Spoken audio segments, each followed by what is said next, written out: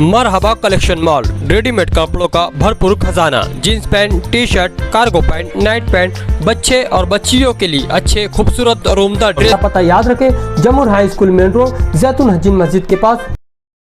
27 मई 2024 की रात 1:15 को सुप्रीम बिल्डिंग मटेरियल इस दुकान के सामने जुना आगरा हाईवे मालेगांव में दो अज्ञात आरोपियों ने कुछ लोगों पे बंदूक से फायरिंग का मामला हुआ था। उसके चलते पुलिस स्टेशन मालेगांव शहर में एक गुना दाखिल किया गया था। उसमें जो जख्मी है वो अब्दुल मलिक उनका नाम है, और जो दो आरोपी उसमें जिन्होंने गुनाह किया था उनके नाम हमको पता नहीं थे। उसके चलते आईजी सर, एसपी सर इनके मार्गदर्शन में मालेगांव पुलिस और एलसीबी नासिक ग्रामीण इनकी तरफ से पथक का गठन करके तपास किया गया।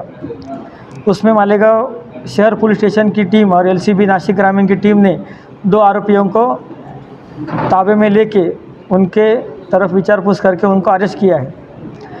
इसमें ऐसा ध्यान में आ रहा है कि जो भी फायरिंग का वाक़या हुआ था उसमें के आरोपियों का और जिन पे फायरिंग हुई थी वो लोगों का मालदे शिवार में ज़मीन के सिलसिले में झगड़ा चल रहा था। उसी सिलसिले में इससे पहले औरवाड़ी पुलिस स्टेशन में 2 साल पहले 2 गुने भी दाखिल है। आज के गुने के दौरान ये जो 2 आरोपी निष्पन्न किए गए हैं उसके तपास में वो गुने के तपास अधिकारी मालेगांव शहर पुलिस स्टेशन के इंचार्ज ऑफिसर को ऐसा ध्यान में आया कि जो सामने वाला ग्रुप है उनकी तरफ से भी 2 लोगों ने फायरिंग किया है। वो फायरिंग की बात ध्यान में आने से उसमें भी एक दूसरा गुना दाखिल किया गया है।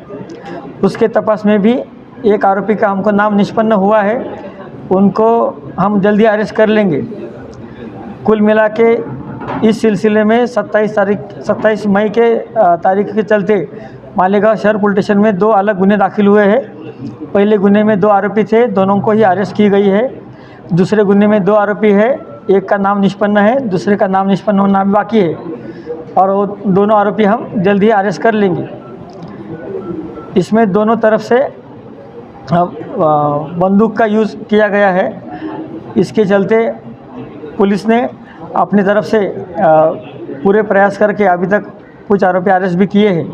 आने वाले कार्यकाल में इस तरह की घटनाएं ना हो इसके लिए अलग अलग तरीके से पुलिस की तरफ से उपाय योजना की जाने वाली है।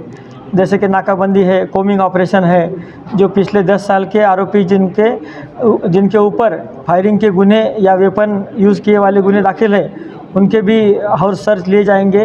वो अभी फ़िलहाल में क्या काम कर रहे हैं, कहाँ घूम रहे हैं, उनके अगर कोई गुने में बेल उनको मिली है और नए सिरे से उनके ऊपर कोई गुना दाखिल होता है तो उनको मिली वाली बेल भी हम कैंसिल करवाने के लिए माननीय कोर्ट से पत्रव्यवहार करने वाले हैं।